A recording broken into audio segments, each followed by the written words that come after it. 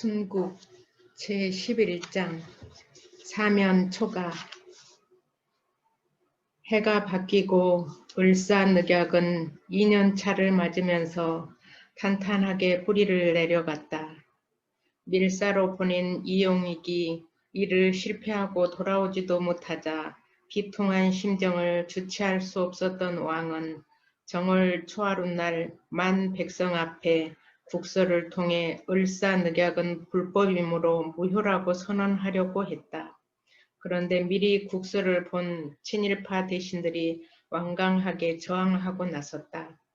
왕은 다른 방법을 생각해냈다.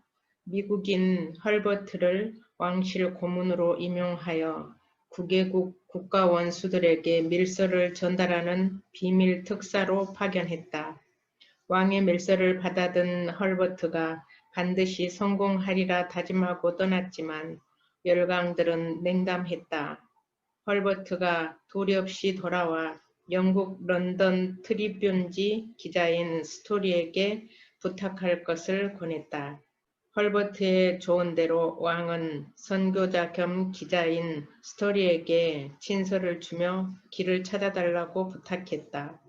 왕에게 직접 친서를 받고 정의감에 불타오른 스토리 기자가 길을 찾으려고 애썼다. 스토리는 일본 몰래 중국 주재 영국 총영사 지부에 밀서를 보내 트리뷴지에 실어줄 것을 부탁했다.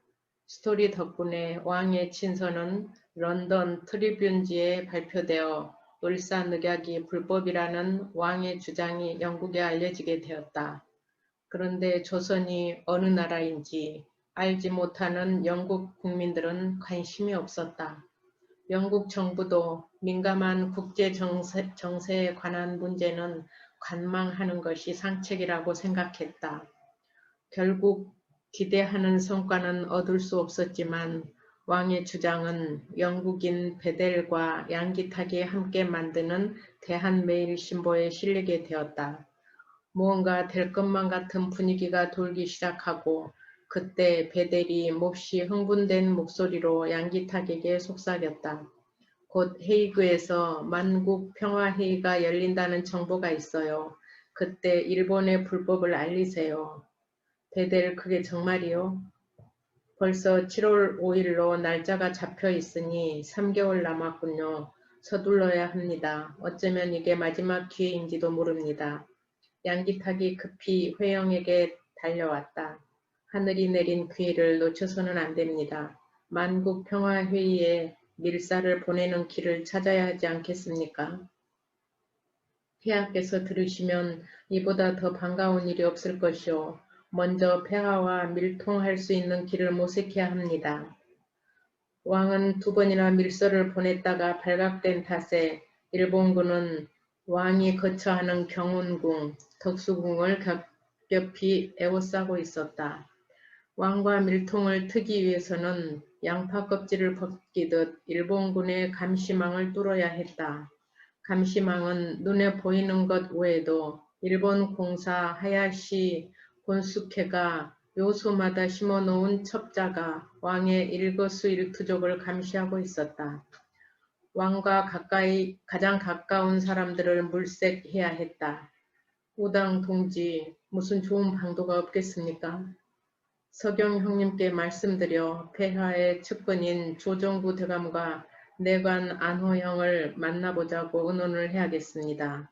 조정구 대감은 왕의 매부이고 왕실 의례를 관장하는 국내부 요직을 맡고 있으므로 왕과 접촉이 가능했다. 내관 안호영은 왕을 모시는 최측근이었다. 월남 이상재 선생께서도 폐하 곁에 계신 분이니 함께 논의하는 것이 좋을 듯합니다. 폐하께서 이상재 선생을 깊이 의지하고 있으니 옳은 말씀이요.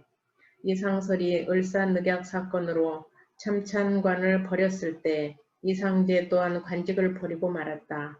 그런데 왕이 이상재마저 놓쳐버릴 수 없어 간절히 애원하여 참찬으로 불러들였고 이상재는 차마 고독한 왕 곁을 떠나지 못하고 있었다. 서경의 주선으로 이회영, 양기탁, 조정구, 이상재, 안호형, 전덕기 등이 모여 대책을 숙의했다. 폐하께서 신임장을 쓰시기도 어렵거니와 무사히 가지고 나오는 것도 어려운 일입니다. 어려운 상황을 가장 잘 아는 안호형이 안타까워했다. 그러나 하야시 군대가 아무리 철통같이 지킨다 하더라도 어딘가 허점이 있을 겁니다.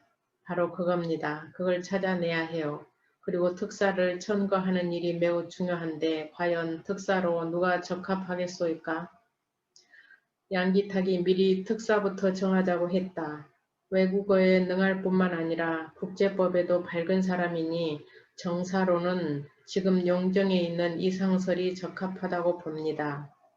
부재의 능력과 인물됨은 세상이 다 아는 것이니 더할 나위가 없겠지요. 모두 고개를 끄덕이며 만족한 표정을 지었다. 부사에는 전 평리원 검사 출신 이준을 천거하고 통역 겸 보조자로 러시아 한국공사 서기관이었던 이위종을 뽑았다. 이위종은 어려서부터 외국 생활을 많이 해온 탓에 유럽 각국의 언어에 능통했다.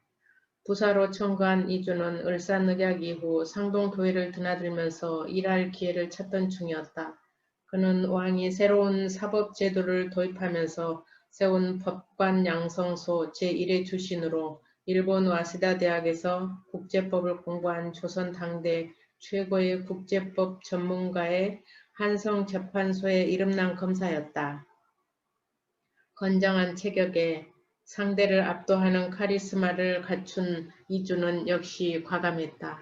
일본이 조선 땅을 일본인에게 부당하게 대부해준 황무지 불화 취소 운동을 벌여 일본 공사로부터 황무지 문건을 탈취하여 왕에게 바치는 쾌거를 보여준 적이 있었다. 그리고 어용단체인 일진회에 대항하는 공진회를 조직하여 탐관 오리를 탄핵하는 운동을 펼치다 6개월간 황주에 있는 철도 섬에 유배당하는 어려움을 겪기도 했다. 그는 국제법 전문가인 만큼 헤이그 밀사로 적격자였다. 이위종은 아관 파천 때 엄상군과 모의하여 왕을 러시아 공사관으로 빼돌린 이범진의 아들이며 이경하의 손자였다. 위종은 7세 때 러시아 한국공사로 나간 아버지를 따라 러시아에서 살기 시작했고 영국, 프랑스 등을 돌며 유럽 생활을 했으므로 여러 외국어에 능통했다. 을사늑약으로 외교권을 박탈하면서 일본이 각국마다 한국 공사관을 폐쇄하고 공사들에게 철수하라는 명령을 내렸음에도 이범진은 귀국하지 않고 가족들과 러시아에 눌러앉고 말았다. 특사로 정한 새 인물에 대해 만족해하며 조정구와 이상재가 왕을 아련했다. 정녕 하늘이 내린 기회가 아닌가. 밀서를 보내는 일을 2번이나 실패한 왕이 반가움에 몸을 떨었다. 왕은 마지막 희망을 걸고 밀서를 쓸 기회를 노렸다. 평화회의는 7월 5일 열린다고 했으므로 한 달 보름이 남아 있었다. 만주와 러시아를 거쳐 네덜란드로 가려면 시간이 없었다. 시간은 촉박한데 예상했던 대로 좀처럼 기회를 잡을 수가 없었다. 하루 이틀 시간만 가고 있었다. 취침 시간이 아니면 생각조차 못할 일이었다. 잠자리를 펼 때도 김상궁 옆에 궁녀가 따라붙었다. 김상궁은 왕을 모시는 대전상궁으로 전덕기 목사 아내의 이종 사촌이었다. 매번 식사를 올릴 때나 오전 오후 그리고 밤에 간식을 낼 때도 어김없이 하야시가 심어놓은 궁녀가 김상궁을 감시했다. 며칠 동안 왕은 꼼짝을 못하고 김상궁과 내관 안호영은 고민에 빠졌다. 궁녀뿐만 아니라 첩자는 내관 중에도 있었다. 중경급 내관 안상학이 호시탐탐 왕 주변을 감시하고 있었다. 안상학 저놈 눈빛이 독이 충천한 뱀 같구나. 왕은 생각다 못해 친서를 쓸 수 없다면 국세를 찍은 백지 위임장이라도 내려야 한다고 마음먹고 밤새도록 기회를 보다가 새벽에야 겨우 백지에 급히 서명을 하여 국세를 누른 다음 깔고 누운 요 밑에 넣어두었다. 그리고 지혜로운 김상공이 이부자리를 개는 척하면서 치마 속에 감추고 방을 빠져나와 선교사 헐버트에게 전했다. 헐버트가 밀서를 품고 유유히 궁을 빠져나와 상동교회로 달려왔다. 폐하께서 구구절절 내용을 쓸 수가 없어 백지에 국세를 찍고 겨우 서명만 하셨습니다. 폐하. 백지 위임장을 받아든 일행들이 탄식했다. 아무리 감시가 심하다 하더라도 백지 위임장을 내릴 줄은 몰랐던 탓이었다. 어명 몇 자마저 떨린 붓끝이 역력합니다. 이럴 수가. 급히 서명을 하시느라 얼마나 가슴을 졸이셨으면. 모두 서명을 바라보며 한탄했다. 일행은 왕의 백지 위임장을 놓고 둘러앉아 간절한 기도를 한 다음 이준에게 성공을 빌었다. 부디 성공을 빕니다. 일성, 이준의 호, 일성 동지. 성공하지 못하면 돌아오지 않을 것이오. 이준의 대답이 전율을 하도록 비장했다. 시각을 다퉈 이준은 장사치로 변장을 하고 극비의 장도에 올랐다. 이준은 왕이 내린 밀서와 서경이 내준 자금을 몸속에 감추고 무사히 경성을 빠져나가 블라디보스토크에서 기다리고 있는 이상설에게 왕의 밀서를 전했다. 밀서를 받아든 이상설 또한 선명하게 찍혀있는 국세와 어명을 바라보며 눈물을 흘렸다. 눈물을 흘리며 꼭 성공해서 폐하와 백성들을 기쁘게 해드립시다. 라고 다짐했다. 실록이 우거진 6월 두 사람은 함께 러시아로 건너가 이휘종과 합류하여 네덜란드 헤이그에 도착했다. 헤이그의 6월도 싱그러운 초여름이었다. 세 사람은 숙소에 들자마자 태극기를 개양하고 성공을 기원하는 묵념을 올린 다음 이휘종이 문서를 불어와 영어로 번역하여 회의에 제출할 모든 준비를 갖추었다. 하루하루가 초시계를 재듯이 초조했다. 초조함에 세 사람의 얼굴이 노을빛처럼 붉었다.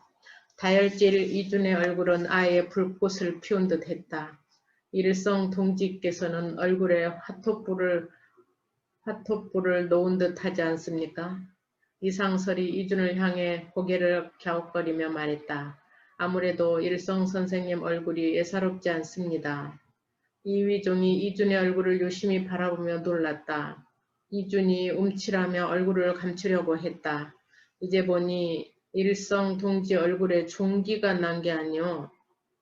뺨 중앙 기름진 곳에 종기가 나 있었다. 벌써 종기가 뿜은 열독이 달무리처럼 깊게 퍼져 있었다. 사실 종기는 경성을 떠나기 전부터 생긴 것이었고 열독으로 귓속, 머릿속까지 옥신거렸지만 그것에 관심을 둘 여력이 없었다. 이상설의 최근으로 서둘러 병원을 찾았다. 깊이 곪은 탓에 수술이 불가피하다고 했다. 왜 이 지경이 되도록 천연했더란 말이오. 이 중요한 시간에 이따위 종기 하나 가지고 법석을 떨다니요. 이따위 종기라니요. 세상 천지 만물과 면대하고 살아가는 얼굴은 겉으로 드러난 심장입니다. 효종 일을 생각해 보세요. 효종께서도 얼굴에 생긴 종기로 돌아가셨지 않았소이까. 조선 17대 왕 효종은 41세 젊은 나이에 얼굴에 난 종기에 침을 맞다가 출혈이 멈추지 않아 그대로 절명하고 말았다. 침을 놓은 신가귀는 사형에 처해졌다. 그러나 중대사를 며칠 앞두고 수술을 할 수도 없는 처지였다. 수술을 뒤로 미루고 치료제와 며칠 분 약을 받아왔다. 드디어 각국 위원 47명이 네덜란드 헤이그로 속속 모여들기 시작했다. 이상설 일행은 뛰는 가슴을 안고 미리 만국평화회의 의장인 러시아 대표 넬리도프 백작을 접견하고 회의에 참가하기를 희망한다며 한국 황제의 신임장을 제시했다. 그런데 뜻밖에도 넬리도프 의장은 한국의 회의 참가 여부는 회장의 권한이 아니라 각국 위원들과 합의해야 하는 일이라며 난색을 보였다. 일행은 서둘러 영국, 미국, 프랑스, 독일 등 각국 위원들을 방문하여 황제의 신임장을 내보이며 반드시 회의에 참석해야 한다고 호소했다. 기대했던 미국과 영국 위원들이 더욱 냉담했다. 프랑스는 미국과 영국의 눈치를 보며 고개를 갸웃거렸다. 네덜란드 외상을 만나봤지만 묵묵부답이었다. 눈앞이 캄캄했다. 속을 태우다가 각국 신문 기자단이 개최하는 국제협회에 겨우 참석할 수 있었다. 이상설이 을사늑약의 부당성을 낱낱이 설명했다. 다행히 기자들로부터 조선의 처지를 동정하는 의미에서 겨우 결의안을 얻어낼 수 있었다. 기사회생으로 다시 희망을 가졌다. 가슴이 닳고 목이 까맣게 타도록 기다린 만국평화회의 1907년 7월 5일 만국회의가 개최되었다. 개최국인 네덜란드 외상이 축사를 하자 미국 대통령 루스벨트가 세계 평화주의의 성공을 축하했다. 그 다음 각국 위원들이 의안을 제출하면서 토론이 시작되었다. 그러나 끝내 한국 밀사들에게는 참석권이 부여되지 않았다. 복도에서 회의가 끝날 때까지 서성이던 이상설이 넋이 나간 모양으로 창밖을 바라보고 있었다. 눈에서 눈물이 줄줄 흐르고 있었다. 천신만고 끝에 내린 황제의 백지 신임장을 품고 머나먼 헤이그까지 왔지만 회의장에는 발도 들이지 못한 채 돌아서야 했다. 허탈하게 회의장 로비를 나서는 이상설에게 네덜란드 기자가 다가와 당신들에 대한 정보를 입수한 일본이 이미 차단해버린 탓입니다. 라고 기뜸을 해주면서 한국의 억울함을 보도하겠다고 위로해 주었다. 그러나 기자들의 말이 귀에 들어오지 않았다. 세 사람은 휘청거린 심신을 끌고 겨우 숙소로 돌아와 서로 끌어안고 통곡하기 시작했다. 죽일 놈들, 여기까지 농간을 부리다니.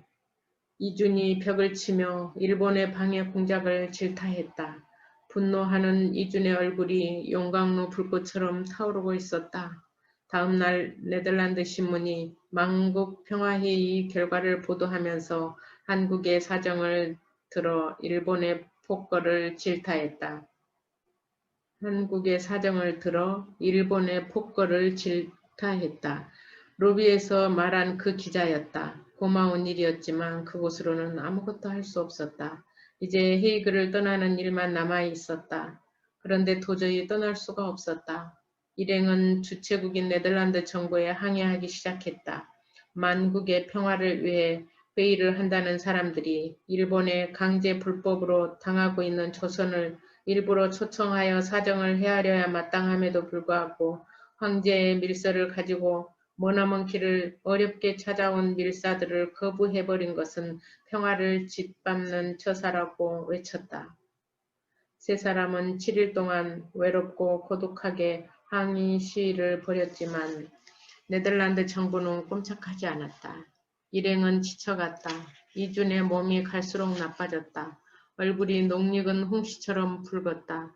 분통이 터져 약 먹는 것을 잊어버렸고 통곡하면서 쏟아낸 눈물과 분노가 종기를 한껏 자극한 탓이었다. 이준은 뒤늦게 수술을 받았지만 수술을 한 날 밤새도록 고열에 시달리다 끝내 목숨을 잃고 말았다.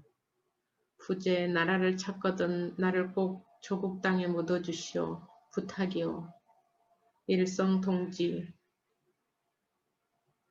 느닷없는 동지의 임종 앞에 이상설은 억장이 막혔다.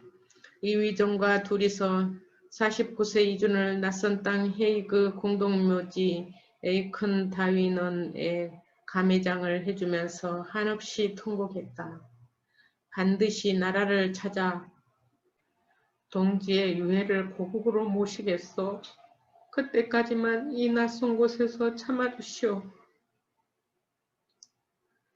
이준은 백지 밀서를 품고 경성을 떠나던 날 성공하지 못하면 결코 돌아오지 않겠다고 선언했던 그 비장한 각오를 실현하고 만 것이었다.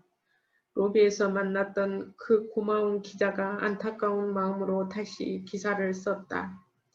만국평화회의에 한국이 초청되지 않은 것에 항의하던 한국 중 이준이란 사람이 갑자기 사망했으며 에이컨다윈원으로 가는 장례는 그와 함께한 일행 두 사람과 용 호텔 주인이 뒤따랐을 뿐이다.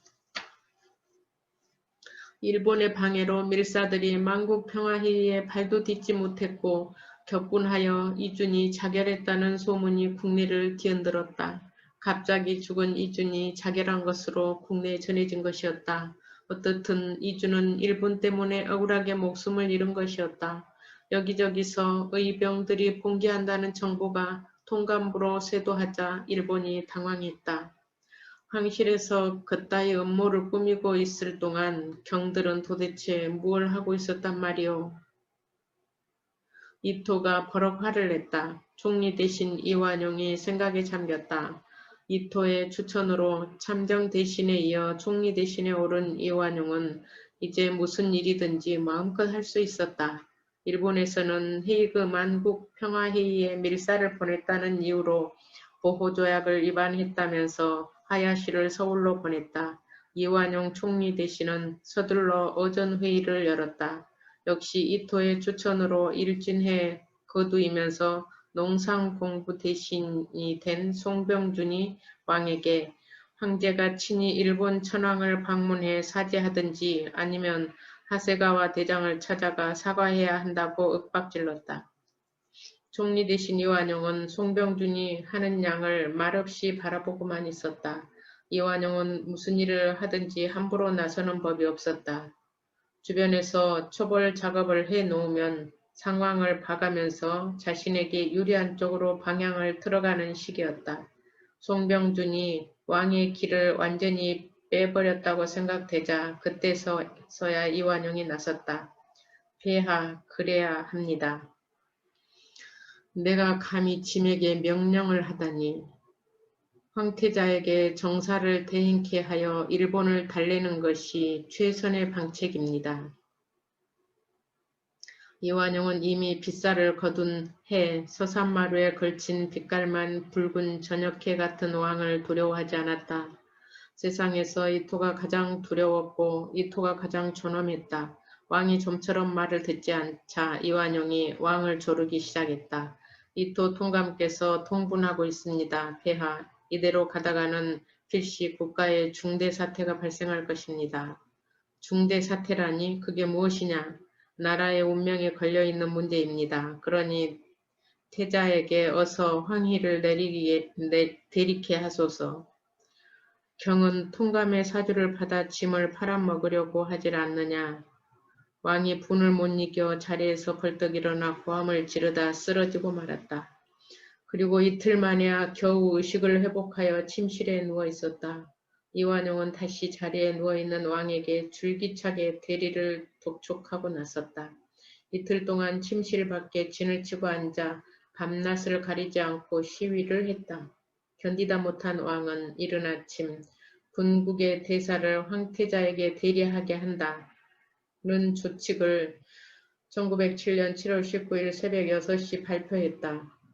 조칙을 읽은 이토가 다시 이완용에게 화를 냈다. 이건 황태자에게 양위가 아니라 잠정적으로 대리케 한다는 것 아닌가. 각하 무슨 일이 있어도 이를 성사시키고야 말 테니 염려 놓으시기 바랍니다. 불 속에 들어간 쇠도 대장장이가 두드리는 시간이 필요합니다. 이완용이 믿음을 주기 위해 안간힘을 썼다. 어떻게 성사시킬 것인지 말해보라. 이토는 보호조약을 만들 때도 그랬던 것처럼 총리 대신에게 가차없이 반말을 하면서 분위기를 고조시켰다. 양위 대리식을 바로 양위식으로 거행하겠습니다. 그러니까 경의 말은 양위식을 겉으로 양위 대리식을 하는 것처럼 하겠다는 말이요. 그렇습니다, 각하. 그런데 의전을 집행해야 할 국내부 대신 박영효가 이를 거부하려고 병을 핑계대고 입건하지 않았다. 그러자 이완용은 스스로 임시 국내부 대신이 되어 다음날 황제 양위 대리식을 위장한 황제 양위식을 준비했다. 이 중차대한 의식을 위해 일본군 일개 대대가 덕수궁을 안과 밖으로 몰샐 틈 없이 에워쌌다. 남산에 있는 일본군 외성대에는 일본군 야포 6문이 배치되었다. 도성을 한눈에 바라다 보는 남산은 아예 일제의 아성으로 변해버리고 말았다. 일본은 갑신정변 때 불타버린 일본 공사관을 남산에 세우기를 고집하더니 러일 전쟁 중에는 일본 헌병대 사령부를 설치했다. 임진왜란 때도 일본이 남산에 성을 쌓고 도성을 점령했다는 말이 전해오고 일본은 바로 외성을 쌓았다는 그곳에 다시 헌병사령부를 설치한 것이었다. 그런가 하면 을사늑약 체결과 함께 통감부를 남산에 설치하고 일본 공사관을 통감부의 통감관저로 사용하고 있었다. 그래서 사람들은 남산 주변을 외성대라고 부르고 있었다. 경운궁 중화전에는 이토를 중심으로 통감부에서 나온 일본인 관료들과 궁의 하수인들을 합해 30여 명이 모여 있었다. 그런데 정작 황위를 물려줄 황제와 황위를 물려받을 황태자는 보이지 않았다. 그 시간에 왕은 뜰을 바라보며 생각에 잠겨 있었다. 초여름이 너무도 푸르고 평화로웠다. 새들이 나무에서 쉬지 않고 울고 있었다. 새들은 자유롭게 이 나무에서 저 나무로 날아다니며 말을 주고받느라 부지런히 지저귀는 것이었다. 왕은 새들이 부러웠다. 그런데 뜰 주변에서 몇 명의 일본군이 왔다 갔다 하면서 숲의 평화를 깨버린 것이었다. 그리고 왕을 주시하느라 열심히 힐끔거렸다. 저것들이 감히 짐을 향해 힐끔거리다니. 왕은 분통이 끌어올려 문을 닫고 말았다. 내관 안호영이 헐레벌떡 달려와 아뢰었다. 폐하, 지금 중화전에서 괴이한 일이 벌어지고 있습니다. 말을 마치자마자 눈물이 글썽거렸다. 오라, 황제 양이식 연극 말이냐? 폐하께서도 알고 계셨사옵니까? 안호영이 깜짝 놀라 왕을 의아하게 쳐다봤다. 알다 뿐이냐? 여기 있어도 그들이 하는 짓거리가 훤히 보이느니라. 왕이 말한 대로 중화전에서는 연극이 벌어지고 있었다. 연극은 그럴싸하게 진행되어 나갔다. 통감부에서 내관 2사람을 뽑아 한 사람에게는 황금 용포를 입혀 용상에 앉히고 한 사람은 양위 조칙을 발표하게 했다. 양위 조칙을 봉독한 내관이 엄숙하게 조칙문을 새 황제에게 바치고 나자 일국의 황제 양이식이 끝나버리고 말았다. 통감부는 이제 마지막으로 황제 즉위식만 남겨놓은 셈이었다. 그리고 며칠 뒤 마지막 황제 즉위식이 시작되었다. 이번에는 경운궁 돈덕전에 마련한 용상에 멍하게 앉아있는 태자 이적이 몸을 떨고 있었다. 을미사변 때 눈앞에서 어머니가 일본 낭인들의 칼에 피를 흘리며 죽는 모습을 보고 넋이 나간 탓이었다. 그때부터 이척은 정신이 나간 듯한 사람이 되고 말았다. 즉위식을 며칠 앞두고 단발을 시킨 머리에 어렵사리 얹어놓은 면류관이 도무지 어울리지 않았다. 어울리지 않는 데다 몸을 자꾸 떨자 면류관이 비뚤어져 있고 몸에 맞지 않는 용포가 이척을 꼼짝 못하게 둘둘 말고 있었다. 이상하지 않습니까? 지난번 양위식 때와 지금 양위를 받는 황제가 다르니 말이오. 매우 이상한 일입니다. 이렇게 어마어마한 중대사에 2번 다 아버지 황제가 보이지 않으니 말입니다. 사진을 찍던 영국 기자 스토리와 미국 선교사 맥킨지가 서로 속삭이며 고개를 갸웃거렸지만 일은 일사천리로 진행되었다. 그렇게 황제 즉위식이 끝나자 황제가 황태자에게 황제 지위를 양위했다는 소식이 온 장안에 퍼졌다. 장안이 뒤집혔다. 수만 명 시위대가 덕수궁 앞 대한문으로 몰려가 양위를 해서는 안 된다고 울부짖었다. 일본 경찰이 칼을 빼들고 위협을 하면서 해산시키려고 했지만 소용없는 일이었다. 일본 경찰과 헌병이 시위 군중을 총칼로 휘둘렀다. 시위대가 피를 흘리며 쓰러지기 시작했다. 시위 군중이 피를 흘리며 쓰러졌다는 소식을 들은 조선군 수십 명이 총을 들고 현장으로 달려와 종로에 있는 일본 파출소를 습격했다. 일본 경찰 3명이 총에 맞고 죽었다. 일이 이쯤 되자 이완용이 일본군에게 시위대 진압을 의뢰했다. 시위대는 일본군의 무력 앞에 허무하게 쓰러지고 말았다. 이토는 조선의 제왕이나 다름없었다. 이토가 조선의 제왕이면 이완용은 황태자 격이었다.